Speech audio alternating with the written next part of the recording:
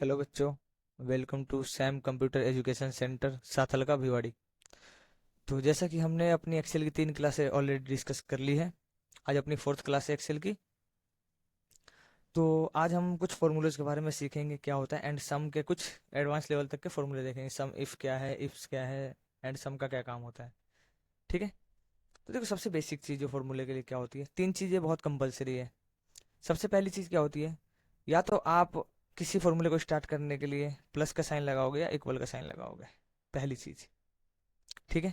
दूसरी चीज, कोमा का ध्यान रखना है। एंड तीसरी चीज पैरेंथेसिस, यानी जिसको हम छोटा ब्रैकेट बोलते हैं वो। ये जो 3 चीजें हैं ना, ये बहुत इंपॉर्टेंट है किसी भी फॉर्मूले के लिए। अगर इनमें से कोई भी एक चीज मिस होती है, अगर पैरेंथेसिस मिस होगी तो वो ऑटो करेक्ट हो जाती है, बट अगर आपने कोमा छोड़ दिया या प्लस इक्वल टू नहीं लगाया तो आपका कोई भी काम नहीं होगा। ठीक है। तो इससे पहले मैं आपको कुछ कैलकुलेशंस के बारे में बता देता हूँ। जनरली जो भी कैलकुलेशन करते हो, जैसे मान लो यहाँ पे मल्टीप्लाई करना है आपको 20 × 2, तो अगर आप ऐसे लिखोगे डायरेक्ट तो ये सिर्फ वैल्यूज दिखाई देगी, हमारे को कैलकुलेशन नहीं होगी। तो याद रखना, कोई भी कैलकुलेशन करने के लिए या तो आप इक्वल टू का साइन दोगे यहाँ पे, एंड जो भी आपको करना 20 × 2, डेट्स द आंसर। ठीक है। कोई भी कैलकुलेशन निकालनी है आपको तो पहले या तो प्लस साइन लगाओ वहाँ पे, 25/5, और ये हमारा आंसर रहा। ओके ना। उसके अलावा अगर मैं बात करूँ यहाँ पे कोई एक डाटा लेने के लिए, सम की बात करते हैं। ठीक है, तो हम एक छोटा सा डाटा ले लेते हैं यहाँ पे।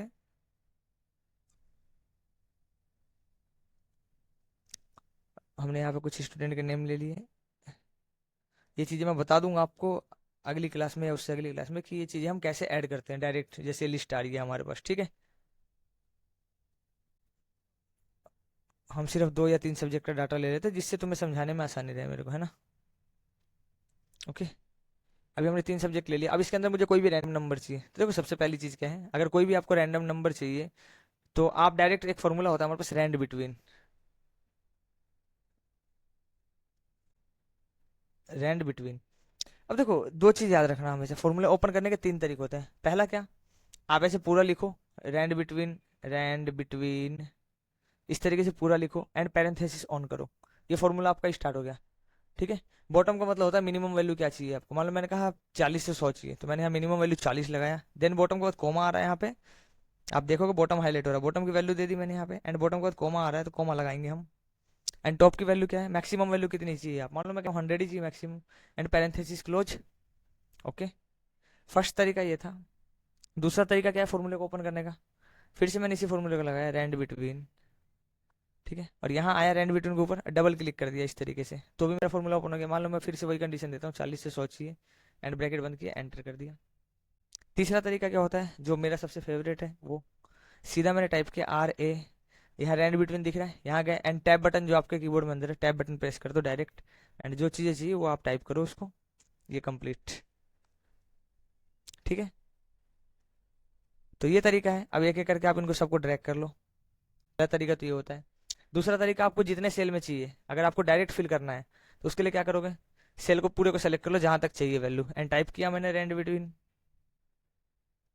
वैल्यूज दे दी मैंने इसे 40, 100, ब्रैकेट बंद किया। एंड अब क्या करेंगे, हम कंट्रोल के साथ एंटर करेंगे ऐसे।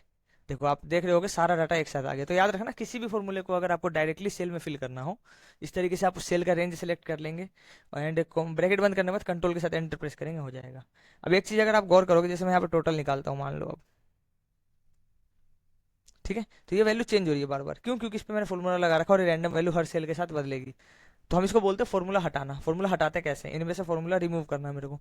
बहुत सिंपल सा तरीका होता है, आप इसको कॉपी कर लो, कर लिया, एंड पेस्ट पे जाओगे, पेस्ट पे जाओ, यहाँ से 1 2 3 आ रहा नीचे, ये इसको वैल्यूज में पेस्ट कर दो इस तरीके से, हट गया फॉर्मूला। अब आप कुछ भी करोगे इस पे चेंजेस नहीं होंगे।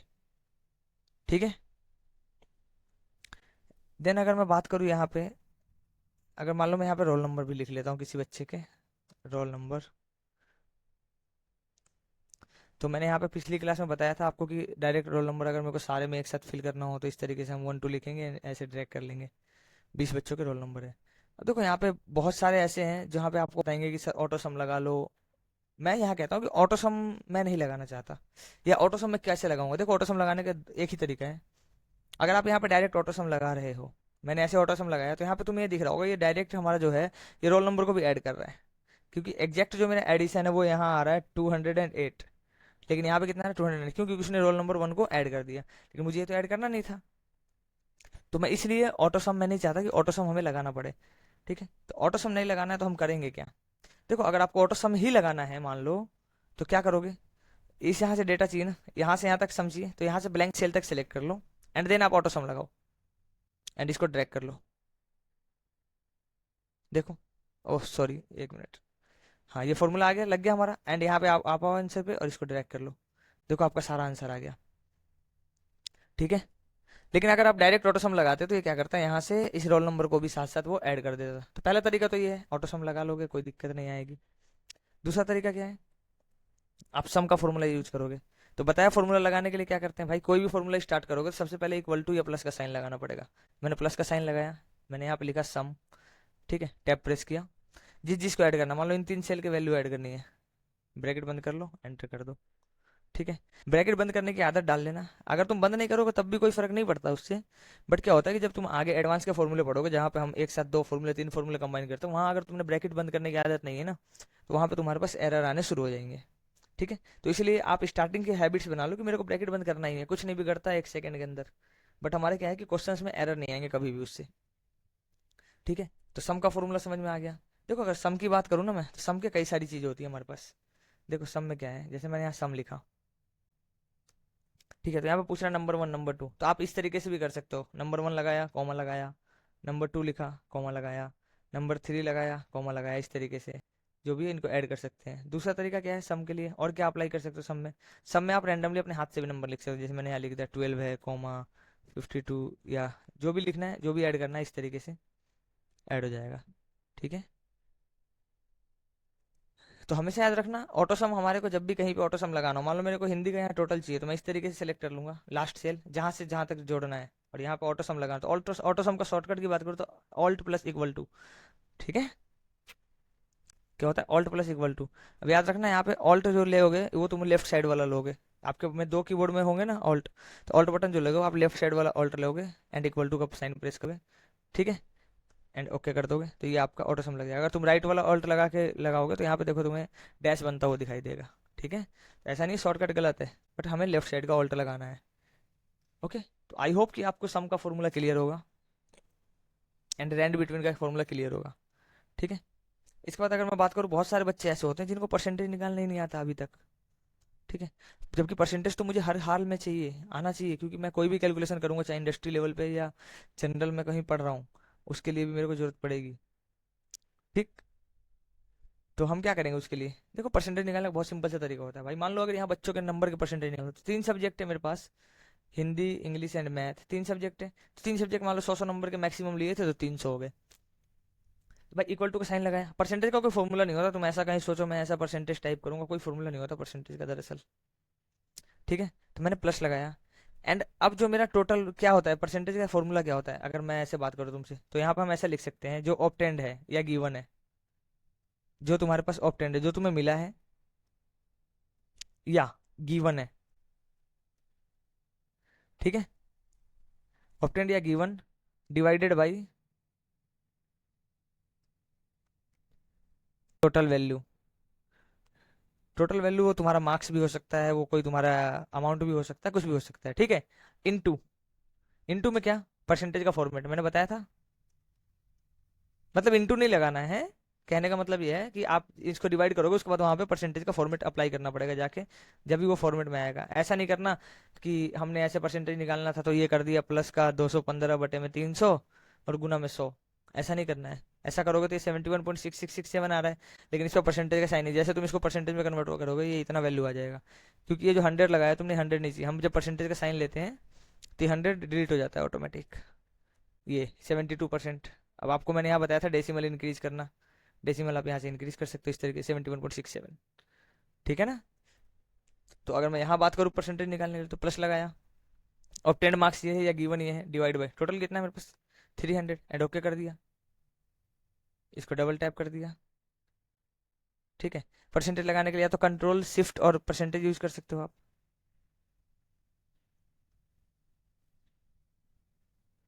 शिफ्ट 10% यूज कर लो। 1 मिनट। ठीक है, कंट्रोल शिफ्ट और परसेंटेज। ठीक है, एंड डेसिमल तुम इंक्रीज कर सकते हो इस तरीके से। तो ये है हमारा परसेंटेज निकालने का तरीका। ठीक, तो आई होप कि आपको ये सम और परसेंटेज का चीज़ें क्लियर होगी। ठीक है, अब अगर मैं बात करूँ ना, जो बहुत बहुत इंपॉर्टेंट फॉर्मूला है वो होता है हमारे पास सम इफ। देखो सम इफ का इस्तेमाल कैसे करते हैं, चलो मैं सबसे पहले ये बता दूं तुम्हें कि सम इफ होता क्या है। ठीक है, सम इफ का यूज कहाँ करता हूँ मैं, तो याद रखना कि जब भी तुम्हें एक कंडीशन दे रखा हो ना, एक कंडीशन के अकॉर्डिंग सम निकालना हो, ठीक है, to find total sum according to one condition, according to one condition भी हो सकता है या क्राइटेरिया भी बोल सकते हैं। ठीक है, तो ऐसा कंफ्यूजन नहीं रखना, कंडीशन या क्राइटेरिया एक ही बात है, कंडीशन या फिर क्राइटेरिया। अब इस चीज़ का मतलब समझ लो कि मैं बहुत डीप में समझा रहा हूँ आपको, आपको दोबारा जिंदगी में कभी समय पढ़ने की जरूरत नहीं पड़ेगी, ये बात तो तय है। ठीक है, अगर आपने ये ढंग से चीज़ें पढ़ ली तो। देखो मैं कुछ देर के लिए इनको हाइड कर देता हूँ, ये दो आइटम है मैं हाइड कर देता हूँ, मान लो ये डिलीट ही कर देता हूँ, बाद में रिवर्स कर लेंगे हम इसको। ठीक है, अब देखो जरूरत क्या है, सम इफ का इस्तेमाल क्यों करना पड़ा।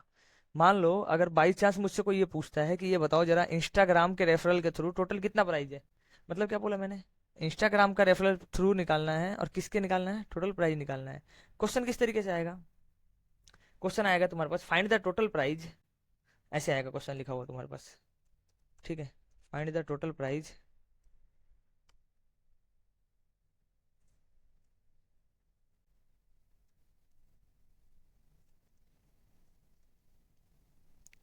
ऑफ, ये टोटल प्राइस का जो कॉलम है इसी का आएगा। ठीक है, इसमें रेफरल सोर्स क्या आ रहा है, of Instagram referral source, Instagram referral source. ठीक है, ये है। तो इसका मतलब क्या है कि आपको इंस्टाग्राम का टोटल प्राइस निकालना है, टोटल। अब देखो इंस्टाग्राम यहाँ पे भी है, इतना ऐड यहाँ पे होगा, फिर इंस्टाग्राम का यहाँ ये भी ऐड करना है, इंस्टाग्राम भी ये है, टोटल पूछ रहा है एग्जैक्टली, टोटल टोटल कितना है सिर्फ इंस्टाग्राम से, मान लो। ठीक है, तो मैं इसको कॉपी कर लेता हूँ, मैंने इंस्टाग्राम को यहाँ लगा दिया। ठीक है, अभी मुझे क्या निकालना है, अभी मेरे को निकालना है इसका टोटल प्राइस। देखो फॉर्मूला लगाओगे, मैं नेक्स्ट सेल में लगा लेता हूँ, यहाँ मैंने लगाया फॉर्मूला सम इफ, क्योंकि भाई एक कंडीशन है ना सिर्फ मेरे पास। अगर यहाँ पे ये आ जाता कि इंस्टाग्राम का निकालना है जिसमें कूपन कोड सेव 10 लगा, या दो कंडीशन आ गई, या मैं कोई देता है जिसने डेबिट कार्ड से पेमेंट किया हो, तो तीन हो गया कंडीशन। ठीक है, समझ में, या इसने प्रोडक्ट खरीदा हो, मॉनिटर खरीदा हो इंस्टाग्राम के थ्रू, तो इसमें चार कंडीशन हो गई। ठीक है, तो इस तरीके से अलग अलग कंडीशन अप्लाई होगी हमारे पास। ठीक है, चलो मैंने सम इफ लगाया। अब पूछता रेंज, देखो समझ लेना तीनों चीजें, दोबारा नहीं जरूरत पड़ेगी, छह के छह फॉर्मूले अभी जो मैं पढ़ाऊंगा ना आगे, इफ के और इफ्स के, उन सब में सेम रहने वाला है। रेंज हमेशा याद रखना, जो तुम्हारा कंडीशन है, तुम्हारा कंडीशन क्या था, इंस्टाग्राम, और ये जिस कॉलम के अंदर मिलेगा, यहाँ लिखा है ना इंस्टाग्राम किसमें, रेफरल सोर्स में, तो रेफरल सोर्स जो है तुम्हारा वही तुम्हारी रेंज है। क्यों, क्योंकि जो तुम्हारा क्वेश्चन है और वो तो इंस्टाग्राम किस में मिलेगा, आप यहाँ से अगर ध्यान दो, क्या ए कॉलम में कहीं पे इंस्टाग्राम मिलेगा, क्या बी में मिलेगा, सी में मिलेगा, डी में मिलेगा, ई में मिलेगा, नहीं मिलेगा। इंस्टाग्राम किस में मिलेगा मुझे, रेफरल सोर्स में, साथ में यहाँ पे नेम मेंशन रहता है हमेशा क्वेश्चन के अंदर, जैसे रेफरल सोर्स दे रखा है, तो रेफरल सोर्स में ही हमारा इंस्टाग्राम मिलेगा। ओके, कॉमा क्राइटेरिया क्या होता है, जो कंडीशन या तुमसे जो पूछा गया वही तुम्हारा क्राइटेरिया होता है, वही तुम्हारी कंडीशन होती है इंस्टाग्राम। एंड सम रेंज याद रखना भाई, अगर यहाँ पे मैं तुमसे आइटम इन कार्ट पूछता तो ये तुम्हारा सम रेंज होता है, अगर टोटल प्राइस पूछ रहा हूँ तो ये तुम्हारा सम रेंज है, अगर मैं क्वांटिटी पूछता तो क्वांटिटी तुम्हारा सम रेंज है। समझ में, ये कुछ भी हो सकता है, डजेंट मैटर, जो आपसे पूछा जाएगा वही आपका सम रेंज होगा। मतलब कहने का ये है, सम रेंज में उसको बोलूंगा जिस कॉल का टोटल वैल्यू चाहिए वो सम रेंज, जिसमें मेरा क्राइटेरिया मिलेगा उस रेंज, एंड जो क्वेश्चन पूछा गया है वो मेरा क्राइटेरिया। ठीक है, ब्रैकेट बंद करो, एंटर करो, अब देखो आ रहा है